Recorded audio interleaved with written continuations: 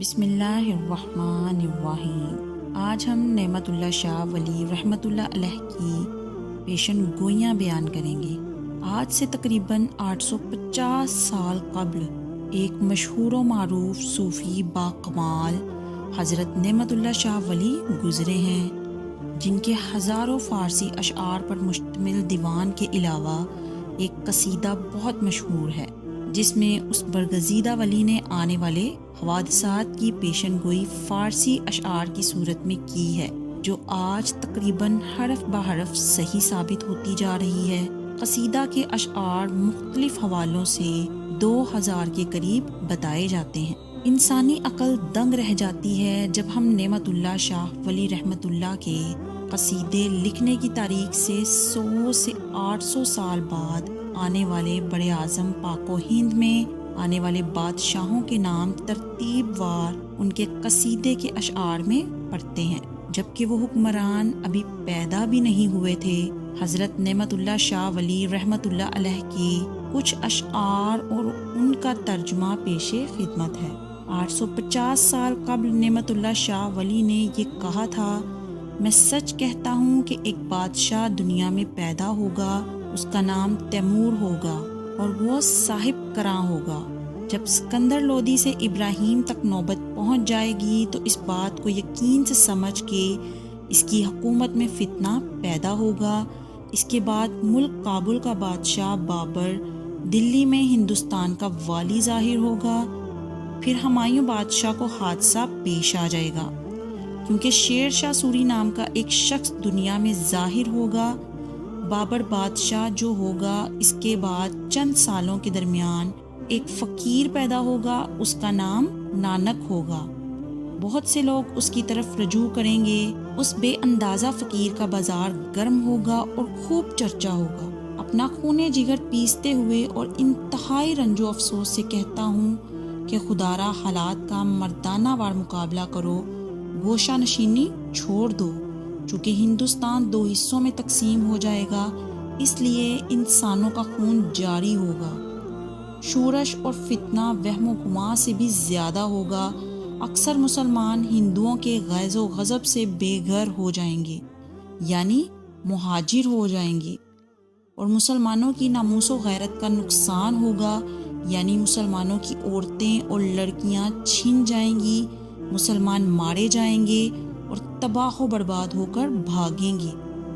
ہندوؤں کی ایک نیزہ بند قوم ان پر حملہ آور ہوگی۔ یہ 47 کا واقعہ ہو سکتا ہے۔ مسلمان کی جان اور جائیداد برابر کی سستی ہو جائیں گی اور ان کے خون کے دریا بہنے لگیں گے۔ پنجاب کے قلب سے جہنمی کافر خارج ہو جائیں گے اور ان کی جائیداد پر مسلم قبضہ کر لیں گے۔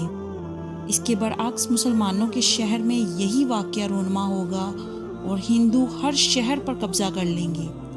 اچانک مسلمانوں کو ایک شور سنائی دے گا، کافروں کے ساتھ دلیرانہ جنگ لڑیں گے۔ 1965 کی جنگ میں انڈیا کے کافروں نے مسلمانوں پر اچانک حملہ کر دیا تھا۔ مسلمان اپنے صدر کو صدارت سے اتار دیں گے۔ اس کے بعد مسلمانوں کو خسارے والی ذلت آئے گی۔ مسلمانوں کا سب سے بڑا شہر سب سے بڑی مقتل گاہ بن جائے گا۔ تباہی و بربادی ایسی ہوگی کہ گھر گھر کربلا بن جائے گا۔ مسلمانوں کے رہنما در پردہ مسلمانوں کے دشمنوں کے دوست ہوں گے، اپنے گناہ گارانہ وعدوں کے مطابق کافروں کو مدد پہنچائیں گے۔ تو اس وقت کسی کو اہل حق نہیں دکھے گا۔ چور اور ڈاکوؤں کے سر پر دستار رکھیں گے۔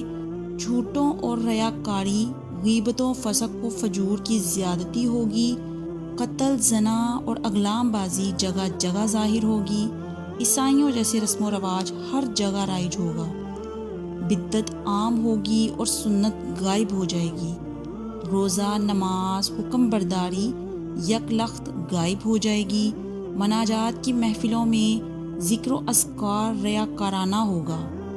مومنوں کا ایمان کمزور ہو جائے گا اور انصاف کا ساتھ دینے والے مسلمان جنگ میں تنہا ہوں گے۔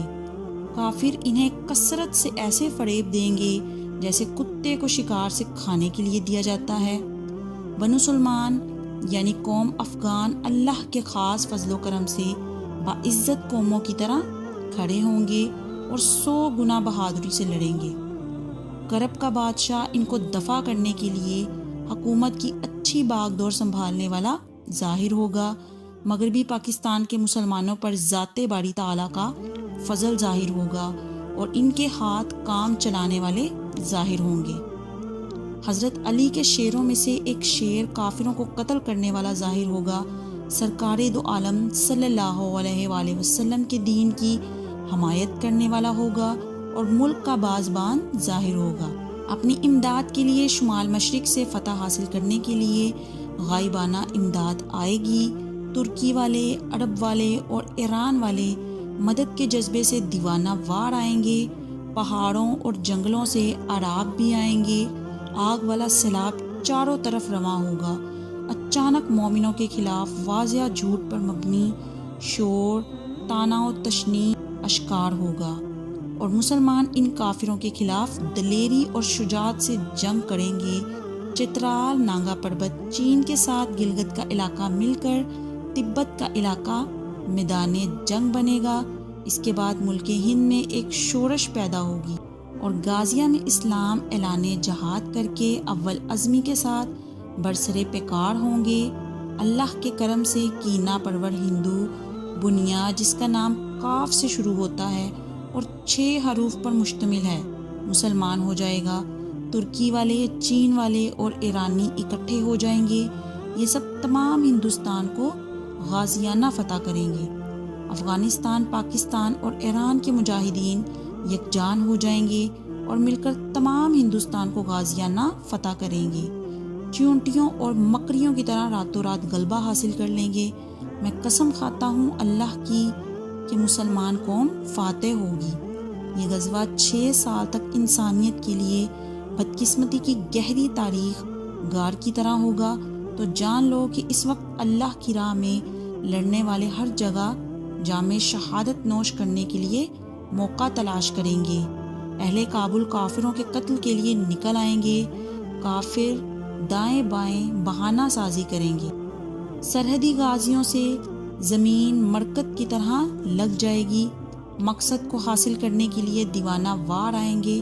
یہ واقعہ عید الاضحیٰ کے بعد اور عید الفطر کی نماز سے پہلے ہوگا۔ ہاتھ سے گئے ہوئے علاقے کو فتح کر لیں گے۔ دریائے اٹک کافروں کے خون سے 3 مرتبہ یک بار بھر کے جاری ہوگا۔ دین اور ایمان کے بدخواہ لوگ مارے جائیں گے۔ تمام ہندوستان ہندو گورنمنٹ سے پاک ہو جائے گا۔ پنجاب شہر لاہور، ملک کشمیر، نصرت شدہ گنگا، شاہر بجنور پر مسلمان قبضہ کر لیں گے۔ غزبستان یعنی پاکستان کا بادشاہت اسلحہ کے زور پر فتح حاصل کرے گا اور کافر قوم کو ایسی شکست ہوگی جو وہم و گمان سے باہر ہوگی۔ اے پیارے بھائی، 40 سال تک اس بادشاہ کو اقتدار میں دیکھ رہا ہوں۔ اسلام کا غلبہ 40 سال تک ہندوستان کے ملک پر رہے گا۔ اس کے بعد دجال کافر اصفہان شہر سے ظاہر ہوگا۔ میں جو کہہ رہا ہوں غور سے سنو۔ اس دجال کے فتنے کو مٹانے کے لیے حضرت عیسیٰ علیہ السلام اور امام مہدی ظاہر ہوں گے۔ اس کے بعد نعمت اللہ شاہ ولی اپنے آپ سے مخاطب ہو کر کہتے ہیں، اے نعمت اللہ شاہ، خاموش ہو جا، رب کے رازوں کو ظاہر نہ کر۔ 548 ہجری میں واقعات بیان کر رہا ہوں۔